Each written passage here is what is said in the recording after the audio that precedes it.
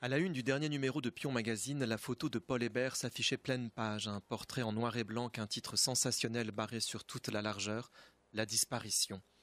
Depuis plus de 3 mois, l'inquiétant mutisme de Paul Hébert avait plongé sa famille, ses amis et ses nombreux admirateurs dans un profond désarroi.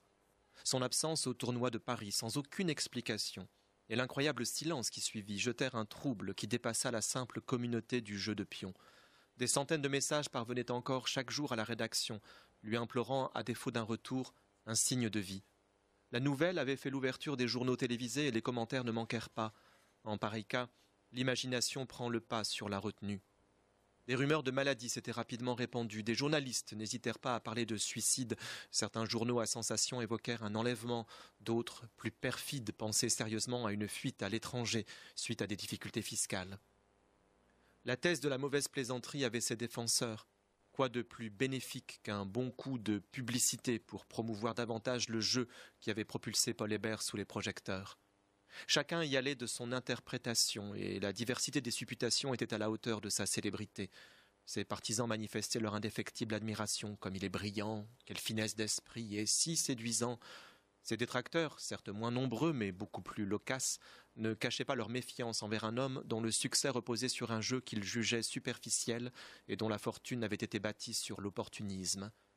J'avais le privilège de connaître Paul Hébert et de faire partie du cercle très restreint de ses amis.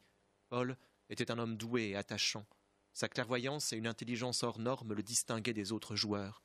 À cela se mêlait une pudeur et une humilité tout en délicatesse. Sa disponibilité était reconnue. Il acceptait avec courtoisie toutes les sollicitations et ne s'en lassait pas. Il aimait le contact avec le public, le réclamait même tant il appréciait les échanges. Sa bonne humeur, ses traits d'humour renforçaient l'image d'un homme de qualité. Quant à son regard, perçant, captivant, il semblait ne rien perdre de chaque détail de l'existence, comme pour mieux la savourer. L'argent?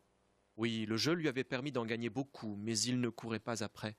Pas plus après la gloire qu'il jugeait indécente. Il m'avait avoué un jour que le succès le gênait, qu'il trouvait les louanges bien exagérées, et s'étonnait qu'on puisse célébrer un homme qui avait pour seul mérite de savoir contrôler un petit espace de 121 cases. Sa maîtrise du jeu de pion était exceptionnelle. Il en avait été l'inspirateur, il en était devenu le maître absolu. En 10 ans, personne n'était parvenu à le battre. Il ne manquait pas cependant de transmettre sa connaissance et de confier les moindres subtilités du jeu. Il en avait décrit la complexité, partagé les analyses, bâti les théories et les méthodes, et avait favorisé son rayonnement. Voici les premières pages d'un ouvrage de Thierry Baudin-Hulin intitulé « Un pur hasard » et disponible aux éditions Lunatique. Il paraîtra le 24 mai prochain, dans quelques jours maintenant. Soyez patients, c'est un court texte qui va nous entraîner dans le monde du jeu de pion, un jeu de pion avec 121 cases qui rassemble un certain nombre de règles visibles dans d'autres jeux identiques qui s'inspirent des échecs, de l'Othello, des dames et du Go, mais de tant d'autres encore. Et ce Paul Hébert, qui a donné ses lettres de noblesse à ce jeu, qui en est le plus puissant champion, indétrôné, indétrônable, qui règne en maître depuis plusieurs années sur celui-ci dans toutes les compétitions nationales et internationales, a mystérieusement disparu. L'homme qui nous raconte l'histoire est lui-même le rédacteur, le rédacteur, oui, de Pion Magazine. Il pensait connaître Paul Hébert, il est surpris de sa disparition, il ne sait absolument pas où celui-ci a pu partir, il est convaincu qu'il n'est pas mort, qu'il ne lui est rien arrivé de grave, en tout cas que sa vie n'a pas été mise en danger. Toujours est-il qu'il lui importe de le retrouver, les supputations vont bon train, on s'interroge sur cette disparition, sur ce qui a pu la motiver. Il s'agit donc de trouver une solution et pour cela, il faut bien évidemment enquêter. L'enquête va connaître un bouleversement au moment où il est approché par un homme qu'il ne connaît guère et qui se présente comme le secrétaire personnel de Paul Hébert et l'invite à le rencontrer dans un hôtel de Nantes.